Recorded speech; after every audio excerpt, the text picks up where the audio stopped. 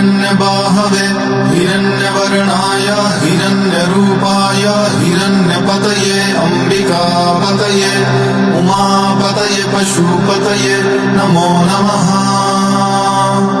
ईशान सर्वविद्यानां ईश्वर सर्वभूतानां ब्रह्माधिपते ब्रह्मणोऽधिपते ब्रह्मा शिवो अस्तु सदाशिवोऽहम्। तत्पुरुषाय विद्महे वाग्विशुद्धाय धीमहि तन्नो शिव प्रचोदयात्।